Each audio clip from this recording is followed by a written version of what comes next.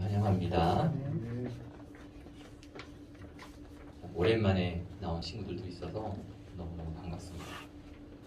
우리가 5월까지 출애굽 특기를 읽었는데요. 6월부터는 출애굽 특기와 시편을 우리 교재에서 함께 소개하고 있어요. 그래서 오늘은 시편 1편 말씀을 같이 나누어 보려고 합니다.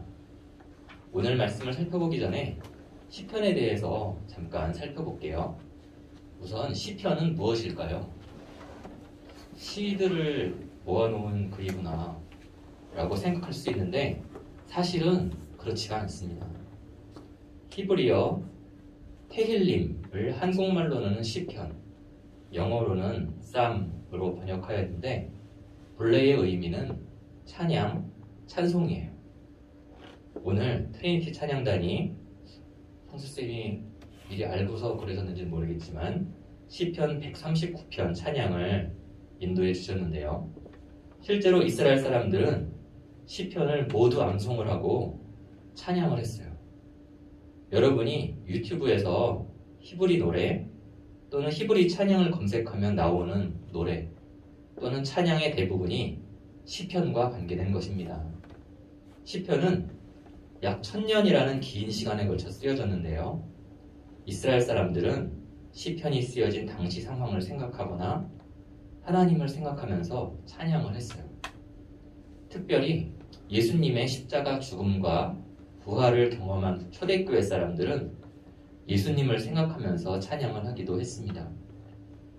그리고 우리가 함께 읽은 출애굽기와 비교해보면 출애굽기가 십계명에서 볼 수 있듯이 위에서부터 아래로 향하는 하나님의 말씀, 하나님의 계시인 반면에 시편은 아래에서부터 위로 향하는 사람들의 반응, 사람들의 응답이 주된 내용을 이루고 있어요.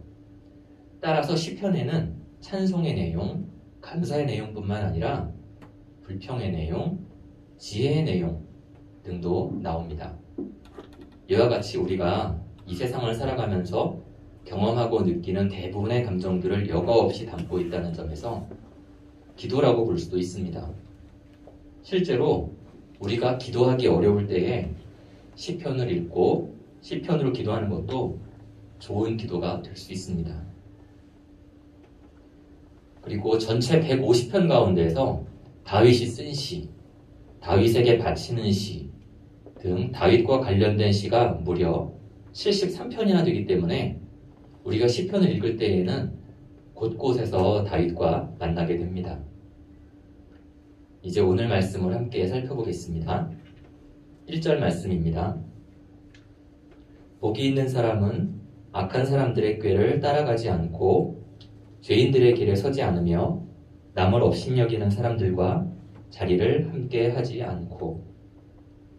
시편 1편은 시편의 여러 종류 가운데에서 지혜시로서 하나님 안에서 의인과 악인의 삶을 다룹니다. 따라서 복이 있는 사람에 대해서 말하면서 시작을 하고 있어요. 복이 있는 사람은 악한 사람들, 죄인들, 남을 업신여기는 사람들과 가깝게 친하게 지내지 않습니다.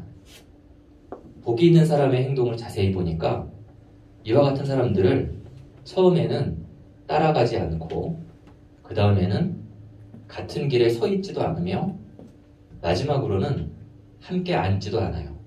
즉 걷고 서고 앉는 것 모든 행동에 있어서 복이 있는 사람은 이와 같은 사람들과 구별되고 교제하지 않는다는 것입니다. 왜 그럴까요? 우리가 잘 알고 있는 말 중에 유유상종이라는 말이 있어요. 비슷한 부류의 사람들끼리 모인다는 의미인데요. 유유상종에 대해서 더 찾아보니까 중국의 주역에는 이렇게 쓰여 있다고 합니다. 삼라만상은 그 성질이 유사한 것끼리 모이고 만물은 무리를 지어 나뉘어 산다. 거기서 길흉이 생긴다. 어떤가요? 비슷한 내용을 담고 있죠. 지혜가 무엇인가? 복이 있는 사람과 복이 없는 사람은 무슨 차이가 있나? 에 대한 생각은 동서양을 막론하고 비슷한 것 같아요. 나는 복이 있는 사람인가? 나는 악한 사람들, 죄인들, 특별히 남을 업신여기는 사람들이랑 혹시 가깝게 지내고 있지는 않은가? 한번 스스로 생각해 보시기 바랍니다. 2절 말씀입니다. 오직 여호와의 율법을 즐거워하고 그 율법을 밤낮으로 깊이 생각하는 자로다. 저는 이스라엘 예루살렘으로 짧은 여행을 갔던 적이 있는데요. 하루는 묵고 있는 호텔에서 문을 열고 아침 식사를 먹으러 가는데 복도 한 끝에서 이스라엘 청년을 보게 됐어요. 그 청년은 이마에 작은 상자를 달고 팔에 끈을 매고 어깨에 쇼를 걸치고 이해할 수 없는 말을 중얼중얼하고 있었어요. 기억나시나요? 이마에 작은 상자와 팔에 끈. 히브리어로는 테필린이라고 부른다고 했는데요. 지금 돌이켜서 생각해보니까 그 청년은 아침 기도를 드리고 있었던 것 같아요. 우리는 기도라고 하면은 조용히 마음속으로 기도를 드리거나 반대로 사람들이 많이 모이는 큰 집회에서 소리를 내서 통성 기도를 드리는 것을 보통 생각하는데요. 이스라엘 사람들의 기도는 중얼중얼하는 거예요. 이스라엘 사람들은 이렇게 기도를 드리고 이렇게 율법, 모세오경을 암송합니다. 우리 교재에서는 그 율법을 밤낮으로 깊이 생각하는 자로다. 그리고 개역개정 성경에서는 그의 율법을 주야로 묵상하는도다 로 번역을 하고 있는데 히브리어 본래의 의미는 중얼거리다, 말하다입니다. 제가 학원을 다녔을 때 학원 선생님이 자주 하신 말씀이 생각이 나는데요. 문제를 풀 때에는 눈으로 보고 손으로 쓰고 입으로 말해보라는 것이었어요. 그럴 때에 자신도 모르게 눈이 기억하고 손이 기억하고 입이 기억한다는 것입니다. 이상한 말로 들릴 수도 있지만 맞는 말이에요. 여호와의 율법을 즐거워하고 생각하고 또는 묵상하고 또는 말해보는 저와 여러분이 되기를 소망합니다. 3절 말씀입니다. 그는 시냇가에 심은 나무가 계절에 따라 열매를 맺고 그 잎이 시들지 않는 것처럼 하는 일마다 모두 잘 되리라. 여러분에게 퀴즈를 드릴게요. 한번 생각해 보세요. 여호와의 율법을 즐거워하고 그 율법을 밤낮으로 깊이 생각하면 하는 일이 모두 잘 되나요? 공부를 잘하고 싶으면 누구보다 공부를 열심히 해야 하는 거 아닌가요? 좋은 직장에 들어가고 싶으면 그 직장에 맞는 스펙을 잘 준비해야 하는 거 아닌가요? 맞는 말이기도 하지만 틀린 말이기도 합니다. 모세가 백성에게 이르되 너희는 두려워하지 말고 가만히 서서 여호와께서 오늘 너희를 위하여 행하시는 구원을 보라. 너희가 오늘 본 애굽 사람을 영원히 다시 보지 아니하리라. 여호와께서 너희를 위하여 싸우시리니 너희는 가만히 있을지니라. 출애굽기 14장 13절부터 14절. 일곱째 날 새벽에 그들이 일찍이 일어나서 전과 같은 방식으로 그 성을 7번 도니 그 성을 7번 돌기는 그날 뿐이었더라.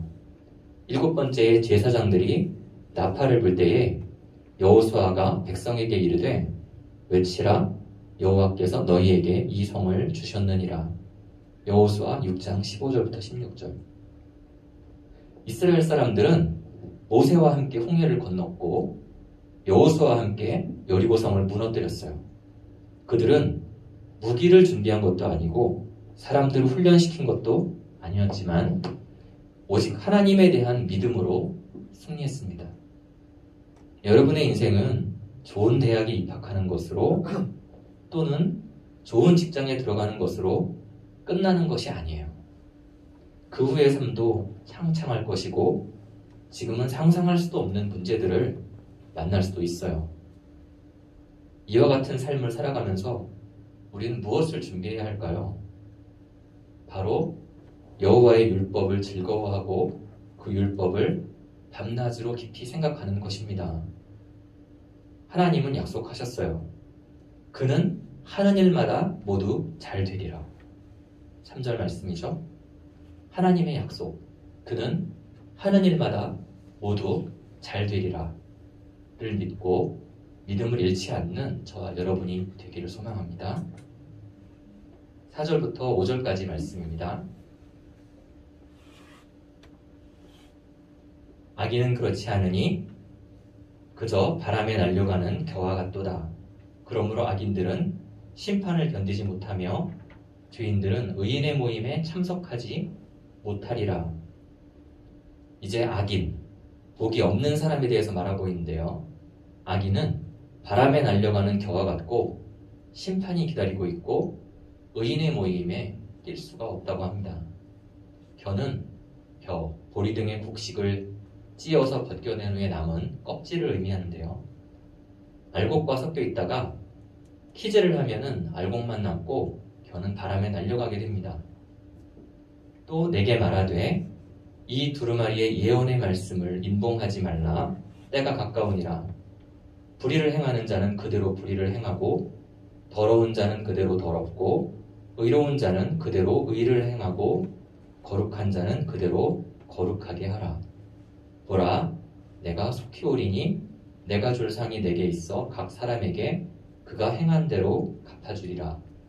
요한계시록 22장 10절부터 12절 말씀입니다. 예수님도 심판을 말씀하셨습니다. 키즈를 할 때에 날려가는 겨처럼 악인은 심판의 날에 행한 대로 갚음을 당할 것입니다. 6절 말씀입니다. 의인의 길은 여호와께서 보호하시나 악인의 길은 망하리라. 결국 의인과 악인의 결말, 그 끝은 어떤가요?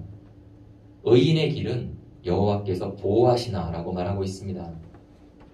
여호와 하나님이 의인의 길을 지키시고 염려하시며 보살펴 주신다는 것입니다.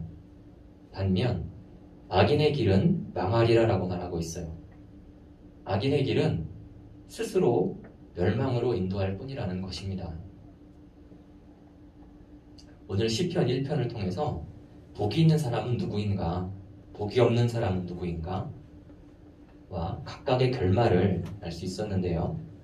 처음에 말씀드린 중국의 주역과 관련이 있는 유유상종이라는 말이랑 시편 1편에서 말하는 복이 있는 사람과의 차이를 혹시 발견하셨나요? 그 차이는 바로 여호와 그리고 여호와의 율법입니다. 유유상종이라는 말이 단순히 어떤 사람과 교제를 하느냐 하지 않느냐를 말하고 있는 것이랑 비교해서 시편 1편은 여호와의 율법을 즐거워하고 그 율법을 밤낮으로 깊이 생각하여 여호와가 나의 길을 보호하심을 믿는 사람을 복이 있는 사람이라고 말을 하고 있어요. 이와 같은 복이 있는 사람이기를 바라는 저와 여러분이 되기를 소망합니다.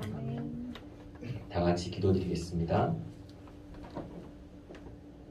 하나님 아버지, 오늘 우리가 함께 시편 1편 말씀을 읽었습니다.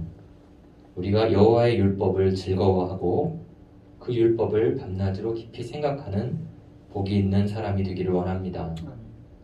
그는 하는 일마다 모두 잘 되리라 는 약속을 믿고 그 약속을 경험하기를 원합니다. 그리고 우리가 이 세상을 살아가는 동안 여호와의 지키시고 염려하시며 보살펴 주시는 사랑 가운데 있기를 원합니다. 복이 있는 사람의 모범을 보여주신 예수 그리스도의 이름으로 기도드립니다.